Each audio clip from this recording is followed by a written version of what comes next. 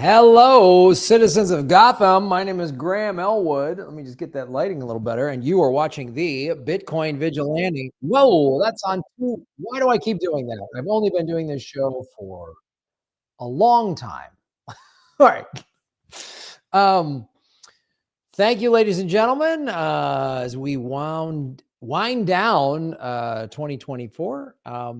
As I said, over the summer, the show, we're changing it to way more of a Bitcoin focus. That's why we changed the title from the Political Vigilante to the Bitcoin Vigilante. And today we've got two great guests who, Gary Lee and Nathan from the Bitcoin Mentor, which many of you guys have asked, since not all of you are Bitcoin, and you ask me, Graham, what do we do about this and that, and what's a cold wallet and all this stuff. So I'm trying to bring more people on the show to help explain that, and people that have a lot of resources for you to watch. Because the thing I love about the Bitcoin community is everybody's down with Bitcoin, and everybody's down with teaching others about it.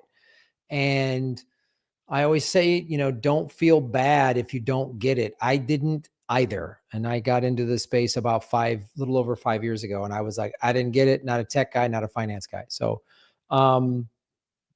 and I always want to ask everybody their Bitcoin journey, because everyone, usually there was some type of, like we just had Nico Moran on last week from Simply Bitcoin TV. And, his parents were affected by the 2008 housing crash. And so that's what has gotten a lot of people into it. So like, share, subscribe. We're also streaming on Twitch and Rockfin. Share this out on your social media. All those stuff helps. You know how much we've been censored on this show. You know what our journey has been like. We were demonetized for 2.5 years because I made the egregious error of saying I don't like war, and I don't living in a country where both political parties profit from it. That's me. I'm a nut burger. And that's one of the reasons I'm in Bitcoin. Yeah. And there's other ways to support. I mean, that's obvious. You can support the show with Bitcoin. That's an on-chain deposit. And then this is other ways. There's Venmo with your fiat, Patreon, all that stuff. I'm going to be revamping the Patreon page to just make it more simplified. And our new graphic that is out there, the Bitcoin Vigilante graphic, we're going to start putting that on stuff and play around with all that. So, and I'm going to be doing more travel. I want to meet more Bitcoiners around the world, and going to be doing a lot of cool stuff. So, so join us. Concern Graham, I was wondering, Susie Dawson and Panquake. Yeah, I don't know what's going on with that. She's been working on that for a while. I haven't spoken to her in a little bit, so I'm not sure. I think it's done, but not sure. But without any further ado, ladies and gentlemen, let us bring our guests onto the show. Please welcome Gary Lee and Nathan from the Bitcoin Mentor. Gentlemen, how are you? Doing well. Thanks for having us. Doing well, Graham. So this is my favorite, I always ask what everybody's origin story is. I'm a huge superhero fan. Obviously, I have a Bitcoin or a Batman themed YouTube show. So each one, we'll start with you, Nathan, and then you, Gary. Tell us what got you into Bitcoin. Tell us your journey. Did you do the thing that most of us did, which is you got into all the altcoins first, and then when did you become a Bitcoin maxi? Like, walk us through that whole journey. No, absolutely would love to, Graham. So for me, everyone feels like they got to it late. Like every single time someone shows up, it doesn't matter when it was, Bitcoin was too expensive. You feel like you missed it. You feel like you got in late. And I was no exception on this either. So for me, the big kickoff was in around 2019, coming at the tail end there, going up into seeing what was going on with the early signs from COVID. I was coming from that ANCAP libertarian perspective. So for years, I'd gone into Rothbard and Mises and was fully deep dive down that rabbit hole, completely convinced of voluntarism. But I was still in the, it must be gold. Gold is the only answer, but humans are fallible, so it won't work. So we're kind of screwed. So kind of this like economic nihilism, if you will. Right? And I've never heard that before. That's a fantastic term. Economic nihilism. Right. It was one of those like, okay, we need sound money, but we're going to have the centralization problem, the verification problem. It will just break again for the same reasons that gold and the fiat standard emerged in like 1971-ish post Nixon there as well too. Like you couldn't separate the trust aspect of it. It would always consolidate into some sort of a third party, because physically securing gold is quite difficult, and physically verifying gold for anything beyond like small coins is quite hard. So I was like, the gold bug, the libertarian, but like, yeah, it's never going to happen. We're kind of screwed. And it was coming up on 2019. Now I was a broke musician for years, had a very adventurous youth, I suppose you could say. But in 2017, met what would become my wife. And in 2019, I'm saving up for that first down payment. It's like, okay, I got to get my shit together. I got to get a place. I got to start making some babies, got to get all this sort of stuff kind of figured out. And for the first time in my life, because I really never had anything to invest or save, so I didn't really hold on to anything. It was like, yeah, again, going economic nihilism. Why save it? I'm well aware that it's going to be devalued. I'll have beer and travel and good times. Like, that's just the route that I'll take. But now with this kind of longer time frame, with this lower time preference, it's like, okay, I got to start saving up for the house. So I had, like, not much, but I had a small chunk of change. And it's the first time I ever had that. And I saw what was developing, and I knew exactly how this movie is going to play out. It's like, they're going to print the ever-living hell out of the currency. They're going to debase the shit out of me, and this is going to run away from me so fast. And so it was in that moment, it's like, I got to take this and I got to buy gold. I got to buy gold. That's the only thing I could do. But of course, as one does, you get those couple touch points with Bitcoin along the way. And before I did, because if you've ever tried to like buy and sell and store and move gold in the court, I want the physical. You take such a haircut every time that you've actually got to make those transactions, that I had that, I know, just a little whisper in the voice of my head that like, maybe Bitcoin would be easier. Maybe you should look at this. And I was fortunate enough in my fiat role at the time that basically I could just listen to audiobooks for 7 hours straight every day. And so it only took me about a week. I think I went through the entire Bitcoin standard in 2 days and was just off to the races. And of course, I was kicking myself the whole time. It was like, the answer you were looking for was here. It perfectly aligns with your values, your thoughts, what we need for the future. And like, it was just this overwhelming power of like hope and optimism. And it's like, I have to learn everything I can learn about this as fast as I can. And I was fortunate. I didn't really get caught. Like at first I was like, okay, there's gonna be Bitcoin for storage and then all these other things. But that was, I think I maybe briefly held Ethereum, but it was very short lived. And I was saved by Saifedean Ammous, author of the Bitcoin Standard. Because as soon as I got through that book, found out he had a podcast, like I got to get on that. And it was within, again, it was like the first week of just playing with this stuff that he just went on this big tirade. And I was like, that's absolutely right. It is only one. There will be only one monetary unit. And just like he broke down every reason why Bitcoin, not shit coins. And I was sold. Bitcoin Maxi, libertarian, happiest kid in the world. And then just spent years consuming as much as I could.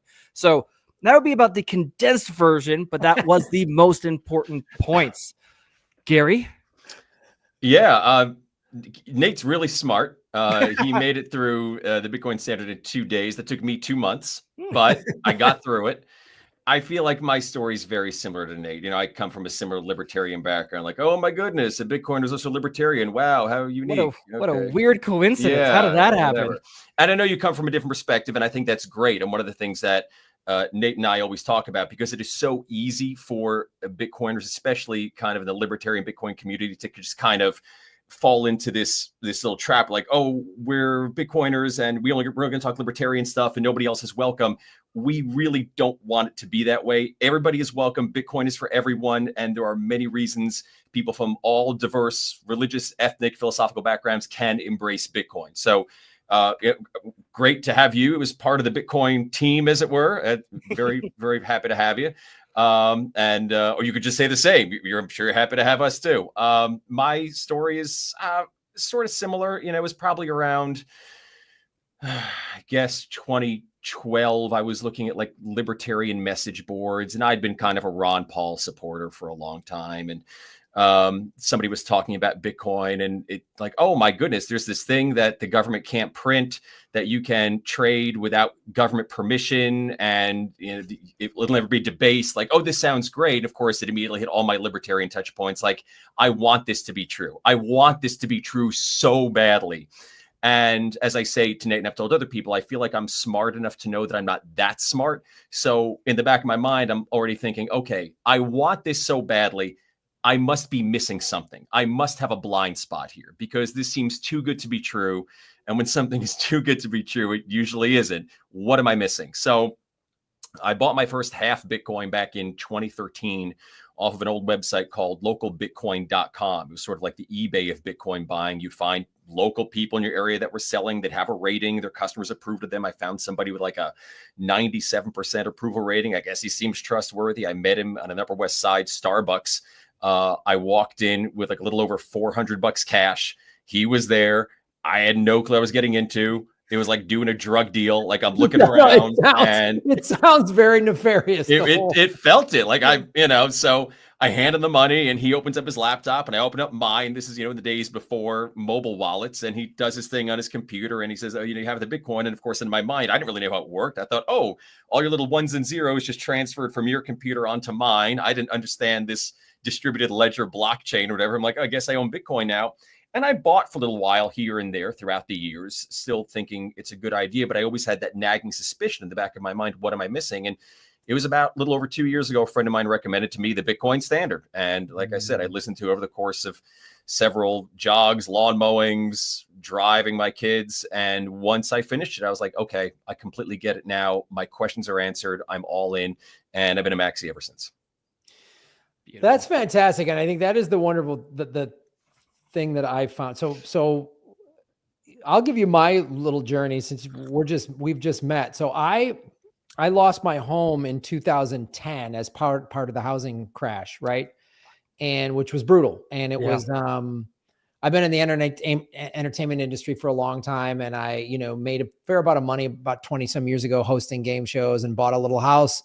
I live in LA in the Valley, and it almost doubled in value. And then I bought a really nice condo 4 blocks from the beach in Santa Monica here. I don't know if you know LA, but in a nice beach town.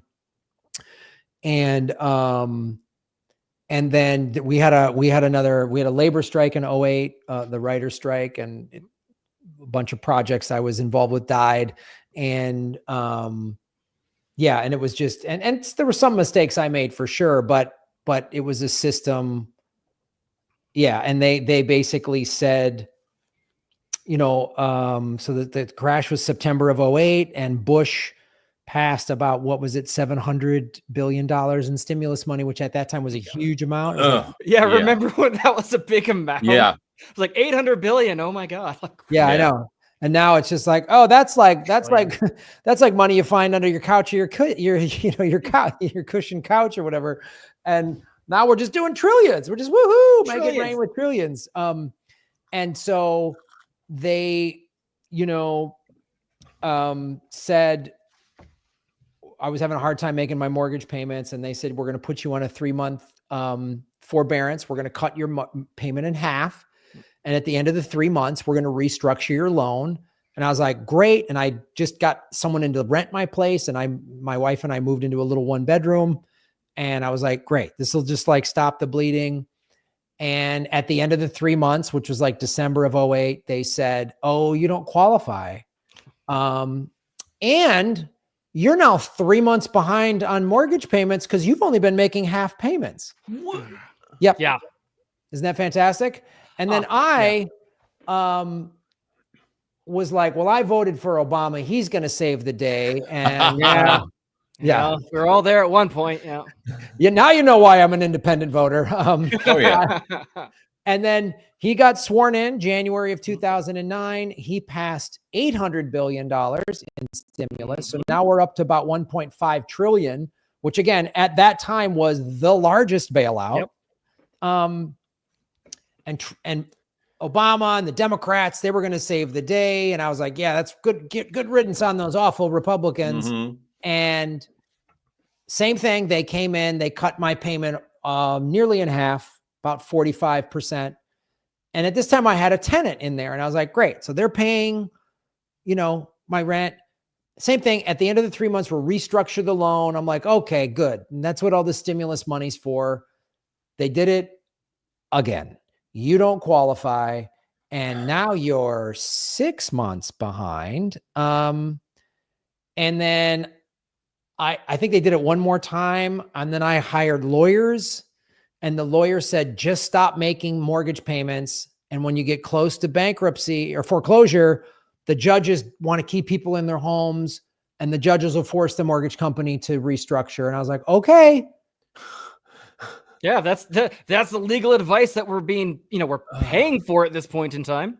Oh, yeah. The legal advice is just be more of a delinquent. That's the legal advice. And that's the way everything works. Oh, and let's hope that when I'm now a year behind, then they'll make a deal with me. Well, it turns out they didn't. And I lost my home, which I bought for $550,000. Today it'd be worth in the neighborhood of $1.5 million, maybe 1.3 to 1.5. Wow. And I was like, crushed. And I was like, this was my, it was devastating. And I started going back on the road and was just barely, surviving. And we ended up even getting divorced. There's a lot of reasons for our divorce, but there's no way bankruptcy and foreclosure helps a marriage. I'm going to tell you that right now. It didn't improve the situation, right? I know when they're talking about common reasons for divorces, finance is nowhere near the top. Yeah, I know. It's money, sex, and religion. Like those are the top 3 reasons for divorce. And, we were in the money house. And so. But you were still getting laid. So. Yeah. Yes. All right. So all's well that ends well. You know what I mean? Like. Glass half full. I like the way you think, Gary. And so, I went through that and I started I started entertaining the military in war zones and I saw war up close and was like, this is awful. Yeah. And by the end of 8 years of Obama, I was like, so the guy, him and Bush let the banks, they didn't prosecute anybody. And I found out they prosecuted people in Iceland. And then documentaries like Inside Job came out and the books and the research started saying that I was like, oh, IndyMac Bank owned my mortgage. One West Bank bought my mortgage from IndyMac, a bunch of mortgages for probably 30 cents on the dollar. And the other thing that add insult to injury, I had a friend of mine in a neighborhood in LA that was a completely overvalued neighborhood, right? Yeah. So when the housing crash hit, he was upside down. The system worked for him. They restructured his loan because the mortgage company went, we'll never get this money back. Yeah.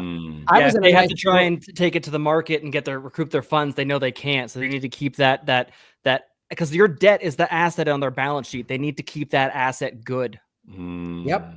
I was in a good neighborhood where they're like, well, we can kick this guy out and we're going to actually make money because we got his loan on 30 cents on the dollar. What's it called? Not even just that, but they're gonna profit and they can de-risk when all this chaos is going on as well too. So for them, they have no interest in letting you keep your home. None. It's bad business for me to keep my home. Yep. And this happened to 6 million people.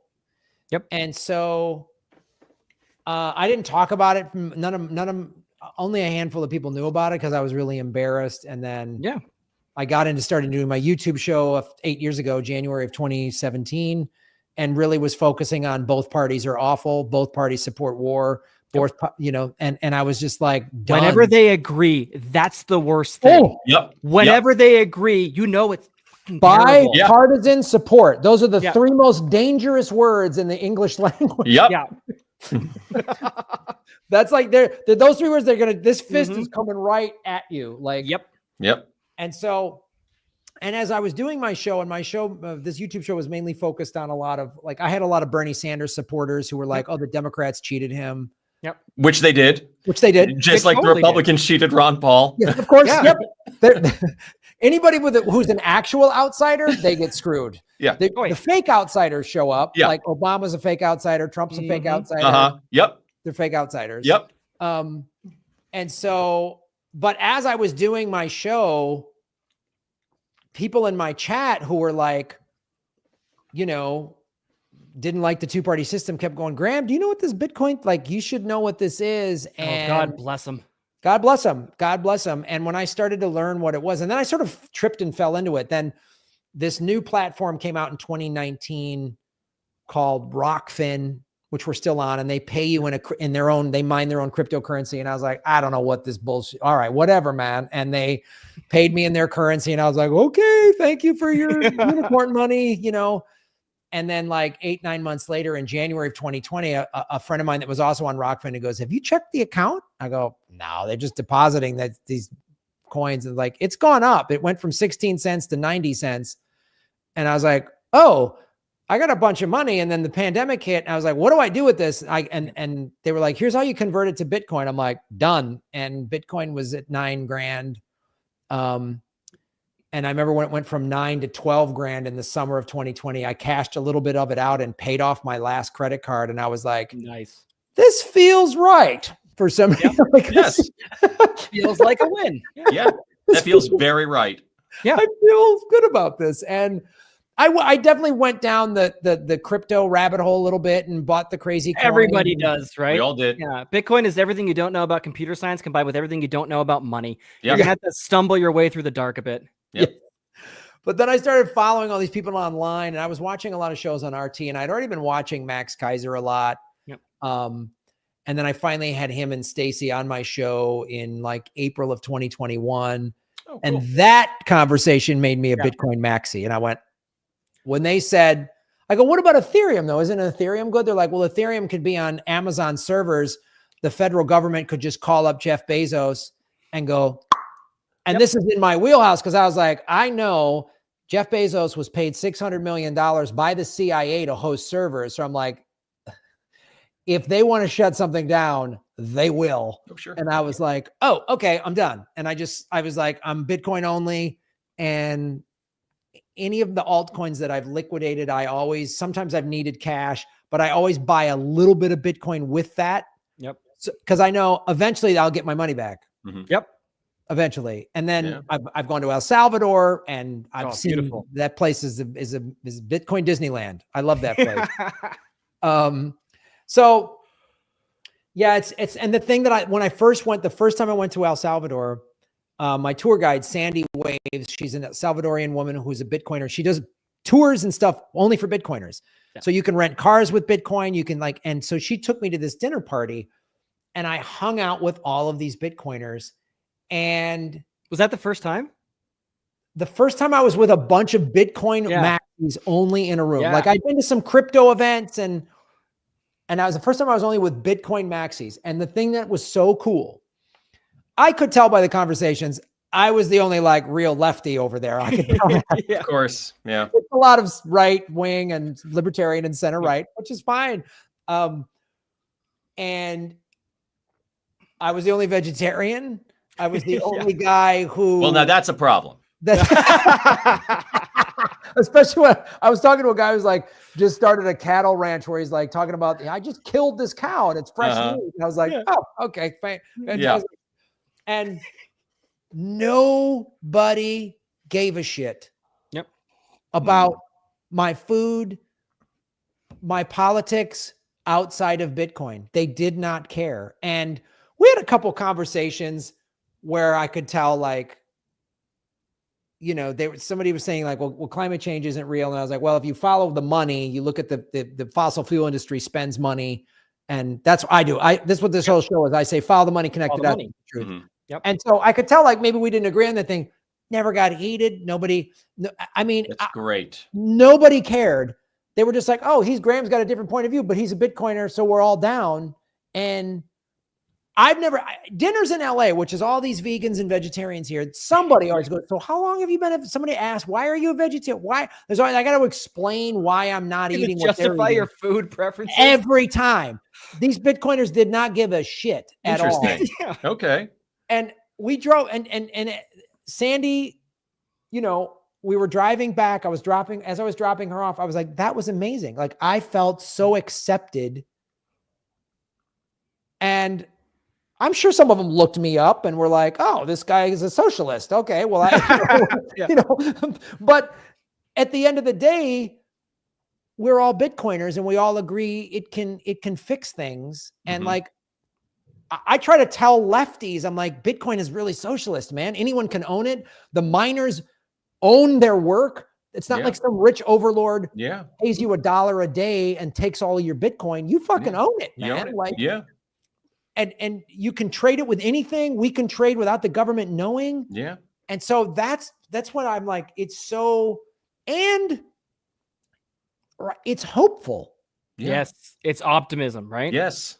It's total optimism. So we've all shared our journeys now. I want to hear, so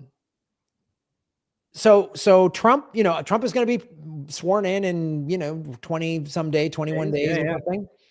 And I personally don't think he quite understands what Bitcoin is. I think he just he doesn't. No, he doesn't. You're absolutely right. Uh-huh. But that's almost a benefit in some ways. But yes.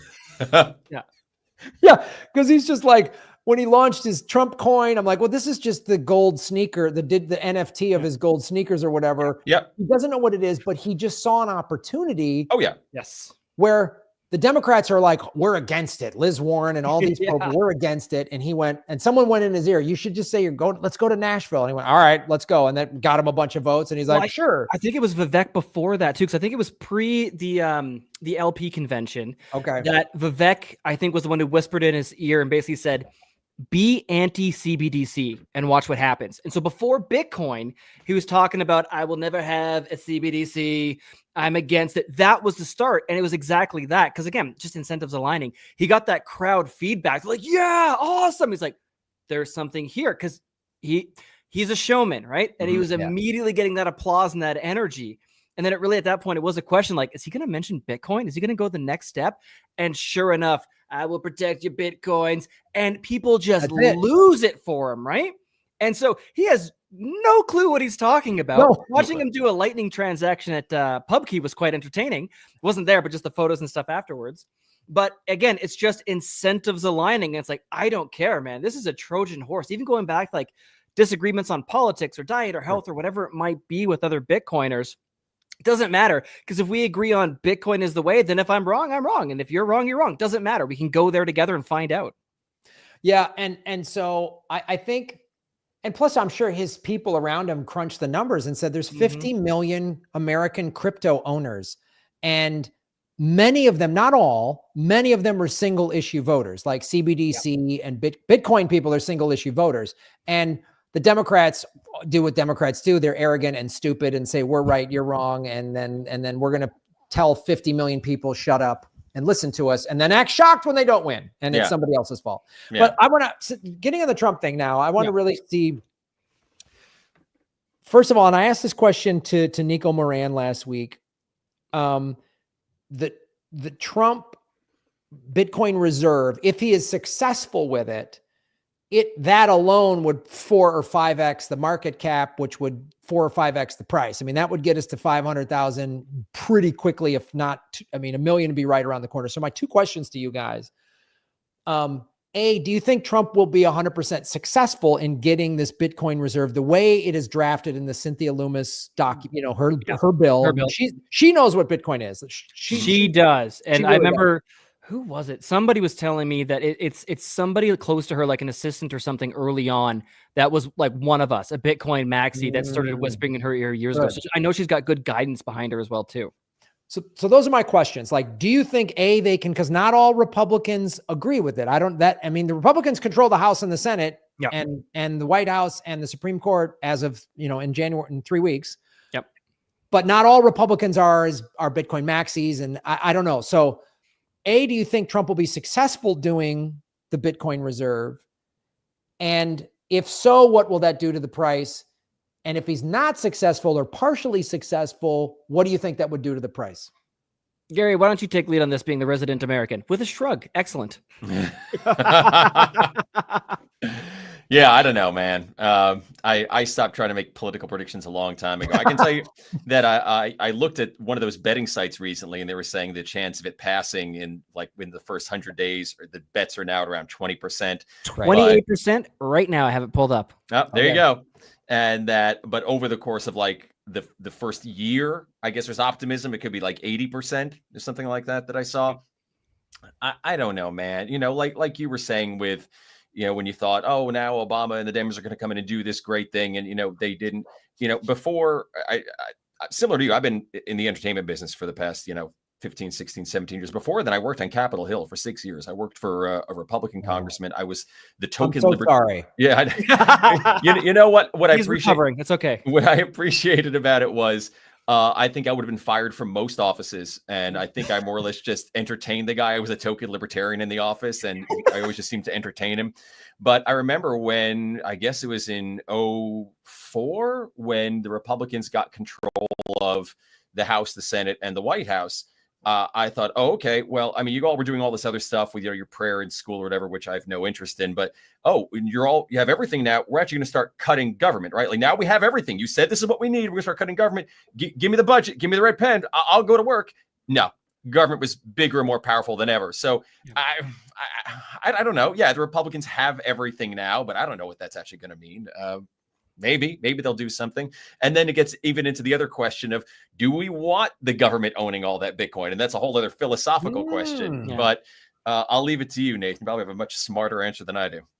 Usually, but I don't know if I do this time. Let's see. So unpacking it a little bit, the one thing that really strikes me is that if we look back even on the course of 2024, things have moved a lot faster than I could have ever guessed at the beginning of the year. Don't forget the ETFs just came out this year.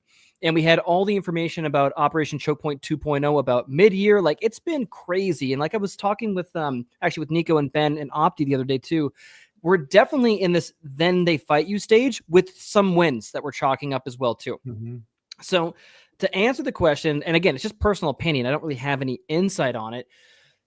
I think there's more than a 28% chance that they at least designate the current holdings that the Department of Defense, I think, has, or whoever's currently holding on to the seized Bitcoin, that they designate that the strategic reserve. So really no buys and kind of more symbolic, but it's really important in terms of symbolism because we've moved well beyond the point where everyone knows the name Bitcoin. It's no longer like an identity or branding thing. And now everyone's at the point where they feel like they have to have an opinion about it. So it's definitely moving into the culture, into the zeitgeist, and it's becoming mainstream in that sort of sense. I mean, it's on CNBC all the time. So it's on the ticker. I mean, any Bloomberg, any of the financial shows, stock business, the Bitcoin price is up there with Apple and Google and every other blue chip stock. Now, in terms of price, now I still think that the 4-year halving cycle, and particularly the psychological effects of that, still have a big impact on price. But again, I could be wrong, and we'll see. And at some point in time, the liquidity does become so big that we really break away from this. But I'm not saying it's different this time. I'm not saying super cycle. I'm saying probably the same. Now, as for the price prediction, I think even regardless of the strategic reserve, that just seems well in line with Bitcoin's history. I would not be shocked, but I would still expect that big drawdown as well too. So things kind of going for it. I think there is a reasonable chance that at least something along these lines is passed. And the reason being is that I think a lot of it comes down also to, I think the tech oligarchs kind of hanging out around Trump. I think they've packed their bags and they're ready to pump it. So I think that the players that helped him get here are fine with it ripping now. Along with, BlackRock's got the ETF, the people that we don't necessarily want to be holding it, they're holding it and they're ready to go. But of course, Bitcoin's for enemies. And the other one is that being Trump's last term, and I think he is more motivated by ego and identity than financial gain, to be honest, at this point. And so to have that go down under his record, I think he'd want to, he wished Bitcoin happy birthday, right? That was crazy. And congratulations on 100K, but he had to add, you're welcome. So I think, right. He's such an ass. He's such an ass. I invented Bitcoin. I invented water. Yeah, exactly. Yeah, he and Al Gore should get together. They'll have a great time. Exactly. Together. They have a wonderful conversation. So, he was the Democrat at one point in time, and I think around Al Gore's time. He invented the Bitcoin. He invented the internet. Exactly. And so I think he would want to have his name tied to it. I think it would kind of be successful regardless, and we'll get that euphoria at some point as well too. But I think because of, again, it's the legacy, the triumph. I think he'll if he was to tie himself to Bitcoin, then have it rip to the close approaching 7 figures, and he get to go, I did that. I am the best. I've saved the US from debt. Even though it wasn't him, it was Bitcoin, but his ego and identity would love, I think, to be a part of it. So I think those sort of motivations, that kind of legacy motivation is going to be there. I think the tech oligarchs have packed their bags. They're good to go. They get it. And so I don't really see much holding it back at this point in time. Because again, it's just all incentives align. And if you're a Republican who's like thinking about like, oh no, I don't really want this Bitcoin reserve thing, but you see it's kind of gaining some traction, your incentives are to go, fuck it, let me buy a couple of coins and vote yes, right? They're going to try and just front run the general masses that haven't necessarily got in at this point. Now, going back to price predictions, if this gets announced, don't be surprised if you see the price going down, because man, leverage is a hell of a drug. And you know that there will be, and it's trying to like the reverse psychology of it. If it gets announced, the public would be expecting it to go up. And so you're going to have big money players waiting with shorts and trying to basically force liquidate them. Like you're going to see margin getting called left, right, and center and taking out leverage on this asset. Not financial advice. Do whatever the hell you want, but don't take out leverage on Bitcoin. Just buy, self-custody, hold. It's savings technology. Your life will be so much better. But again, that sort of announcement is going to have major money players that are working with like trillions under management ready to go. And they will find, forgive the language, they will find some way of fucking everybody. And that might be driving the price down temporarily as well, too. Then scooping it up and rocketing it back up. They will go for max pain, whatever that is. So kind of expect the unexpected, but over the next year, I do think it's at least somewhat up and to the right with some, 20%, 30% drawdowns along the way. Long rant. How was that? Sounds great. It really sounds like you know what you're talking about. And I think you genuinely do. Who's the better actor now, Gary? I'm impressed, but I do think you genuinely know what you're talking about. So yeah, that sounds good to me. That was fantastic. No, that's a really interesting, you bring up something interesting, which is I didn't even think that if he takes, I think it's whatever 152,000 full coins that the United States owns. If he just says these are now whatever they're called now, they're just like, I don't know, evidence or something. I don't know where they're in some Department digital Defense Strategic Reserve, like a strategic petroleum reserve, something like that. But if he just changes those to this is now the U.S. Strategic Bitcoin Reserve, that act alone could really spike the price. That now I totally, because the history of people deliberately trying to nosedive the price to buy more is, I mean, Elon Musk did that, a year and a half ago, and he's like, it's bad for the environment. Oh, really? The guy that makes electric cars and solar panels doesn't know how Bitcoin is mined. And then he nosedived the price off of the last all-time high in 2021 to buy a bunch of it up. Anyway, so yeah, I wouldn't put that past them at all, which is, you're totally right. Well, I always tell people, I go, just buy and hold on to it, man, whatever. Buy the dip, buy the top, like Michael Saylor says, whatever, just buy it and hang on to it. Yep. I think it's interesting too. If you take the reserve off the table for a second, let's say Trump's not able to do it. And as Gary pointed out in 2004, when he thought everything was, the Republicans are going to do all this libertarian stuff and they didn't, let's just say they just bicker and fight amongst each other, whatever. Trump, his coalition falls apart or what, they just can't get it done for whatever reason. Yep. Just based on past halving patterns alone, it looked like Bitcoin, even if it just 3 or 4x's from its halving price, which was about 60 some K, if it 3x's, that puts it at around 180,000, right? Or in there, which seems reasonable for next spring to be between 150 and 200K. Yeah, I would call that bearish. I'm seeing this kind of play out a little bit like 2017. I don't think we're going to necessarily have the diminishing returns. But to your point, yeah, completely agree. That would be 180 next year would be very reasonable. I would be disappointed. And why? Just because of... So even talking about... So I'm looking at timechaincalendar.com right now, and priority transaction is 2 sats per VByte. 2 sats per VByte.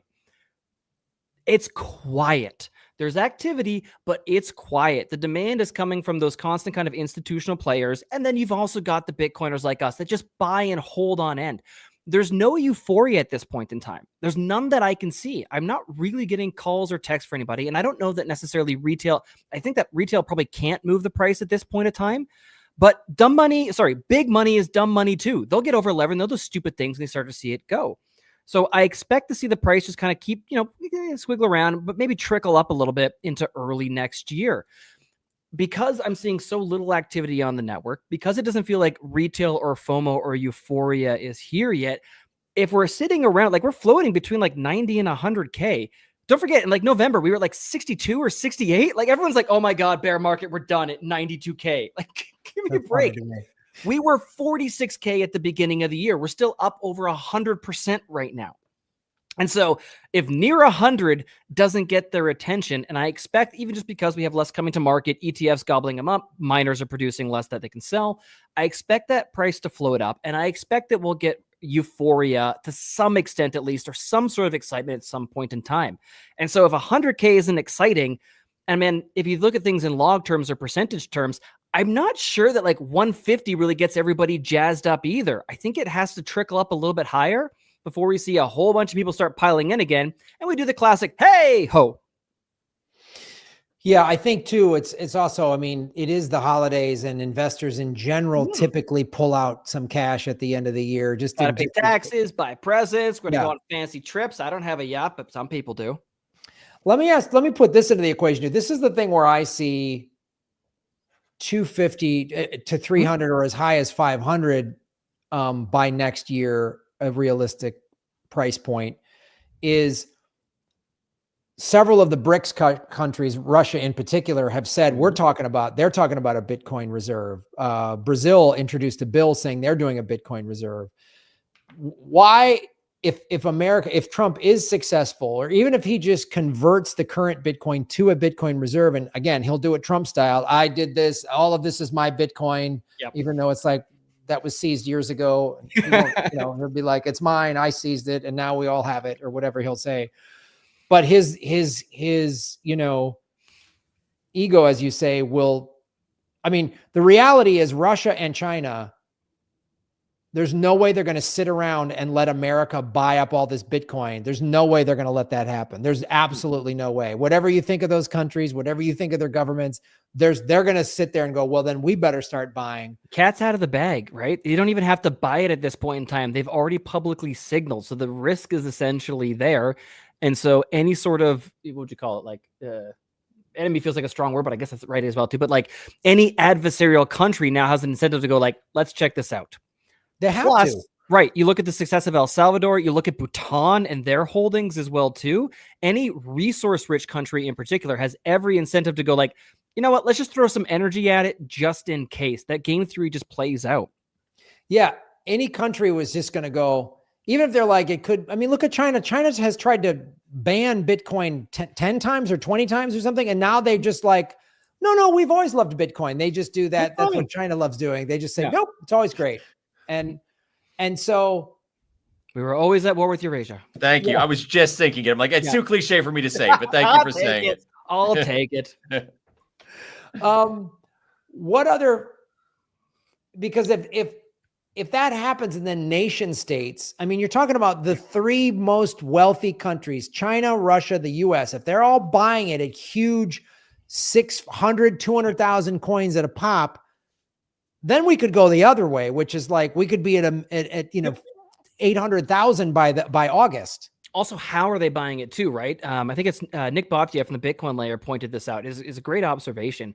We're leaving the point of rotational capital where like you sell your home and you buy Bitcoin, and we're entering the new money phase where they're literally issuing loans, creating dollars to buy it. So it's fresh printed money essentially, right, in the fiat system and that Eurodollar system that's coming in. So it's not flowing necessarily out of other assets. They'll create the loans to then buy it.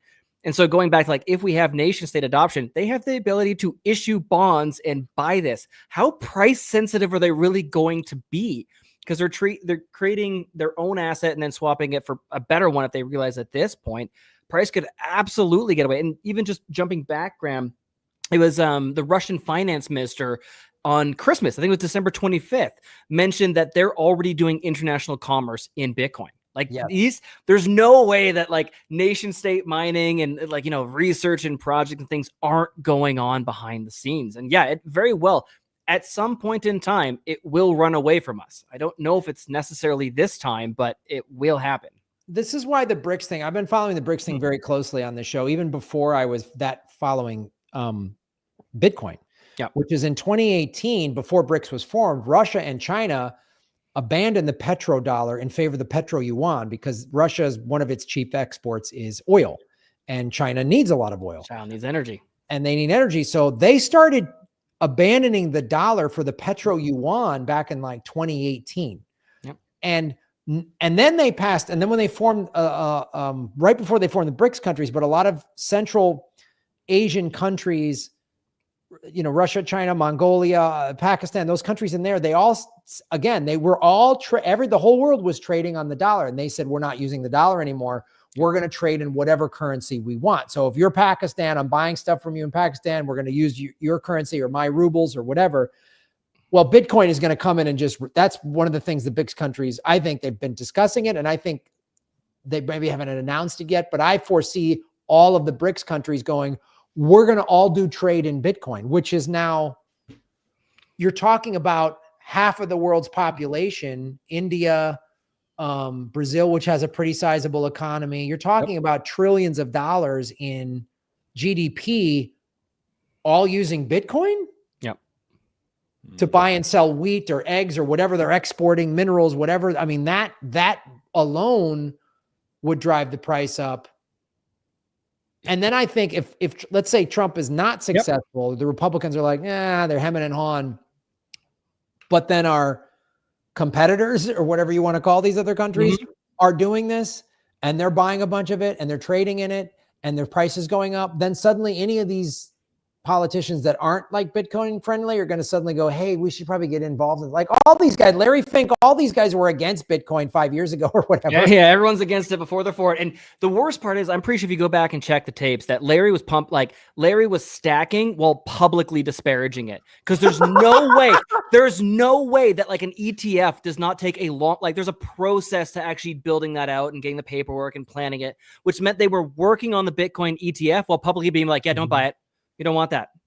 Keep the price down. So, this is great speculation and game theory, and I like talking about it because they're all viable potential outcomes. But getting it back to just the people watching the show and watching these videos, how do you, to the person who's like, I don't know, I don't quite understand this Bitcoin, but I feel like I should go buy it. Start to tell people where they can find resources, where they can, because I'm sure people there's somebody watching this right now going, cold wallet, what are you guys talking about? And like, even I was a Bitcoin owner for several years before I understood that the key, I was just accessing it on the blockchain. I thought the same thing as you, Gary, like, it's now on my wallet. I physically have it. So tell everybody like what the resources are, what they should start with, because I think a lot of people feel overwhelmed. They're like, it is, right? It's a ton to take in, and it's a complete shift from what you're used to, right? Because you're so dependent on the existing banking infrastructure. You used to like log in and someone takes care of it. And if there's a problem, I just call up my bank and hopefully they'll rectify it or return the funds or reverse the transaction, which major important warning. There is no reversing the transaction in Bitcoin. And that is absolutely one of the most important features. But Gary, why don't you start us off, man? Newcomer coming, what are your thoughts? And I'll kick it after you. I mean, I think psychologically, one of the best ways that people can go about educating themselves, it's going to sound a bit counterintuitive, is buy some Bitcoin. Get off zero. Buy a little. Because a little bit. If you just have $10, have a little stake in it to give you an incentive to learn more. Because you don't have anything, you don't have much of an incentive to learn more. So just get a little bit in there. $10 isn't going to bankrupt you. It's not. We live in the United States of America. It's not, we're living in the third world where $10 will make or break your entire month. Put in $10. And learn as you go. And as we say in Bitcoin Mentor, there's no like correct way that you need to do all the Bitcoin things on day one. So, it's all just a matter of degrees. You want to try to protect your wealth from the government printing press. Okay, buy a little bit of Bitcoin. If you feel comfortable even doing it through an ETF or leaving it on an exchange, just kind of get in there and get a feel for it and start learning. And there's so many resources. I know for us, it just seems secondhand knowledge because, we know all of them, but I'll self-promote the company, Bitcoin Mentor. We link to things. Even you don't have to spend money with us. You can go check out our Twitter. We do a Spaces chat, 3 p.m. Monday, Wednesday, Friday. We bring people on. We talk to them. This is all free information that you can get. We have articles, interviews, all that sort of thing. A lot of the companies do that, books around. But, I didn't learn all this stuff in one day or even 1 year. This is a multi-year process for me because as Nate said, we are so ingrained growing up where you have your wealth and you give it to a third party and they put it in a bank account for you. And, you have that person to talk to. And this is a very, very different way of doing it. It's very much kind of like, in a sense, the old days of mankind before banking. So you take your wealth, you stick it someplace safe in your backyard, and X marks the spot. You really need to learn how to care for this yourself. So don't feel bad that you don't know a lot. Like you said, I was never a tech guy. I was never a finance guy. But if somebody like me who has made his living so far in life working for the government, which I use the term work very loosely in that sense, or being a meat puppet, 15 years in the entertainment business. If I can do this, you can do this. I promise you that. So I'm going to leave that to Nate. Let Nate take it from here in far more intelligent ways than I can. Well, Gary's right. Just like where your money goes, your mind follows. Just buy little, sign up for an exchange. In the US, I would recommend Strike. I like River. If you have to go through the pain of like testing the waters of the altcoins, fine. But if one person out there can just trust me a little bit, just go Bitcoin only, you're not going to be disappointed. In terms of learning about it, Gary's right. Because especially if you start to interact with it, it becomes a little bit more intuitive as you go through these processes. Now, you mentioned hot and cold earlier in wallets, and unfortunately, some of the naming and the vernacular that's stuck isn't quite helpful, but I'll try and simplify it as best as I can. When we're securing Bitcoin, when we're using Bitcoin, at the end of the day, all it is a secret. It is a 77-digit number, a 256-bit number, I think 68 or 64 hexadecimal. I'm blanking on that one at the second, but it's a giant number is what it is. And there are more possibilities of this number than there are atoms in the visible universe. Like, it's unfathomably large number, but it's easy for a computer to actually process that much information. And so with Bitcoin, all we're trying to do at the end of the day is protect this number. And that's what we use for everything. That big secret password is called the private key. And from that, we can derive the public key and we can derive our addresses. And so a wallet is just referring to the software, more or less, that interacts with the Bitcoin network. You would have heard about, blockchain at some point in time. All it really is like, remember those like chit sheets from like restaurants? We just stack receipts on top of another on the spike.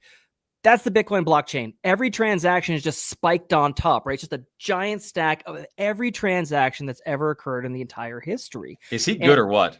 I've never heard that analogy, and I used to wait tables. That's fantastic. Right? And so your wallet has the ability to kind of parse through that information of that long history of transactions. And it will also it will hold the private key or the public key, depending on the setup. But almost you can think like a browser. You're basically giving it enough information that it can go to the network and it can ask, like, hey, are there any transactions associated with this? Is there any history there? And the difference between that hot and the cold wallet is just where is that secret kept? That's all it's referring to. You can almost think like hot, like live wire, and like neutral or cold. That if it's a hot wallet, that just means that your computer or your phone, something that's internet enabled, holds onto that private key. So it's a little more vulnerable, right? Because it's connected to the internet. Whereas a cold wallet just means that you somehow have that key offline. It's not connected to an internet enabled device. And more often than not, there are specialized devices called hardware wallets. That's just that's the vernacular. A better way of phrasing it would be a signing device. So for example, I've got a stack beside me, but like the Cold Card Q is my favorite signing device. I think it's a wonderful product and great security for Bitcoin. And all we've really done there is just taken that private key, removed it from the computer, and kept it over here. And so this device, its purpose is to sign transactions, to verify addresses. It's your beacon of truth, right? And it's just to keep all that information secure there, right? So it's security of your private key, signing transactions, and your beacon of truth. And so really the only difference between a hot and a cold wallet is a hot wallet. If you want to send, and again, sorry, I missed this. I want to back up for just a second. Receiving Bitcoin, you just need an address, right? To know all your addresses, you just need the public key. That private key, that information that you're securing, the really important part, it's also note those 12 or 24 words that most wallets these days will give to you. Those are your recovery words. Those words are just a human readable version of that private key. They come from a list of 2,048 words, and they just correspond to a number. So you're just building a big number out of them. Note that if anybody ever gets that, they have your Bitcoin, because with that private key, with those words, you have the authorization to sign a transaction.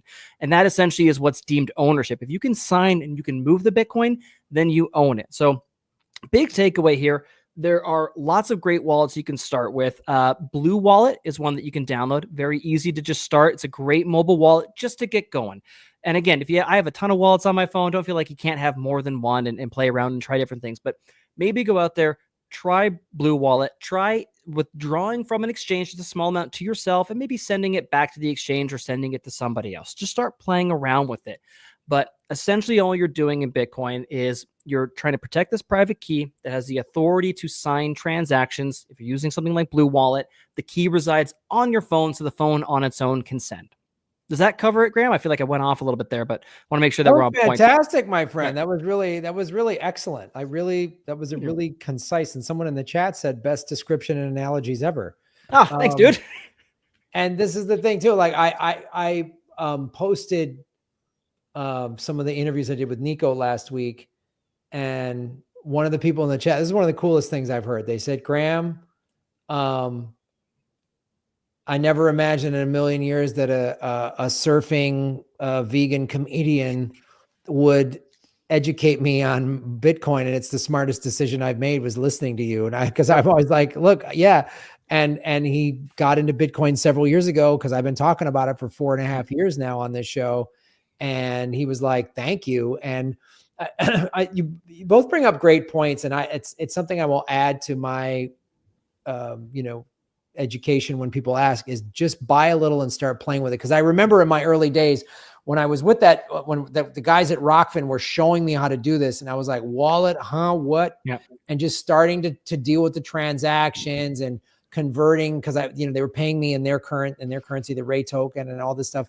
And you're right, just playing around with $10-20 to just get comfortable with it. Yeah. And then price of education, right? Yeah. And then you start checking the price on your phone and you see it's going up and down, and you start to see like, oh, and then you get educated again on inflation. And like one of the biggest, when people say like, and also too, they're like, oh, I don't have 95K, so I can't buy one. Some people still think it's a stock and you have to buy a stock at 95 grand. And it's like, no. Currently you can get 1,083 Satoshis for $1 So the smallest unit of Bitcoin, you can buy 1,083 for $1.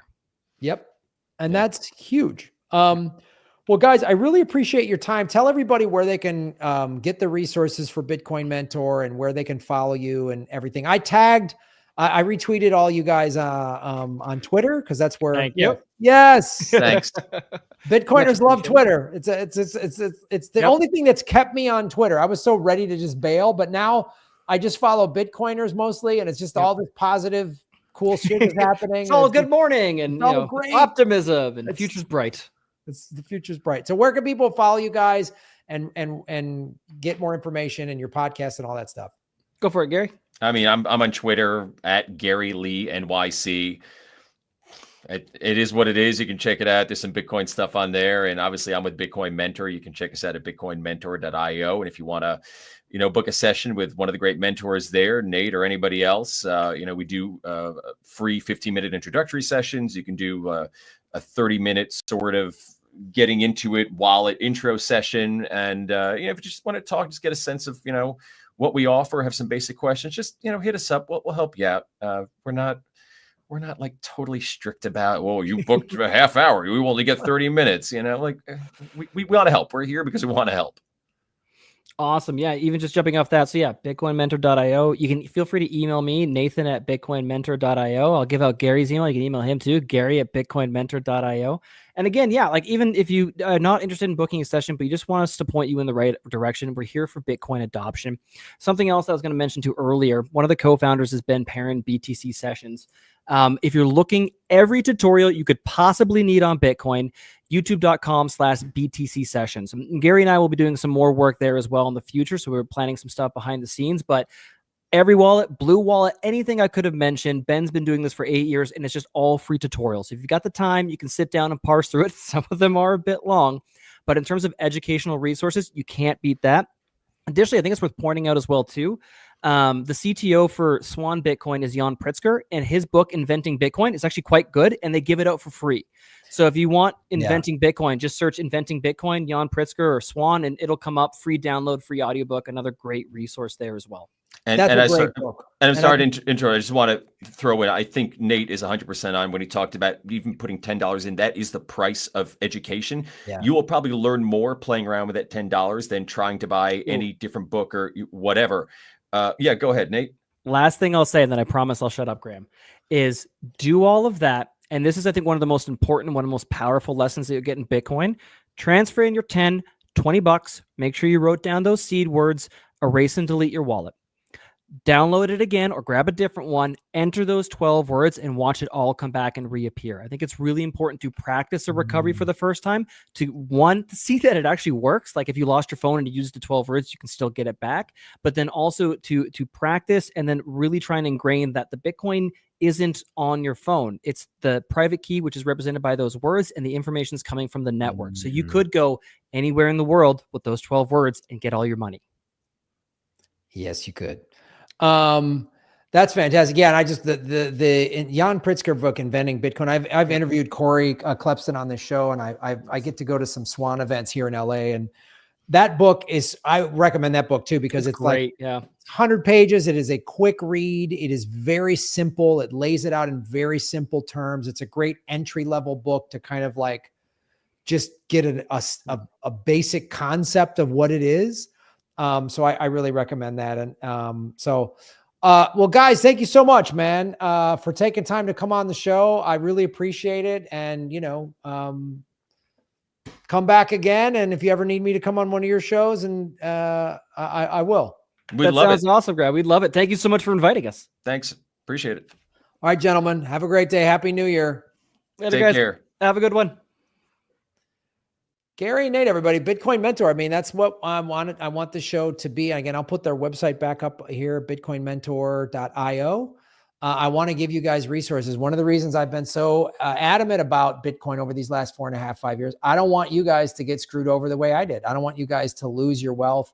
I don't want you to, if there's also, we didn't even get into this. Like, what if there's a run on the banks? What if they seize your funds? I mean, look what they did to, those protesters in Canada, whether you agreed with the protesters or not, the government froze people that were donating money to them. That's scary to me.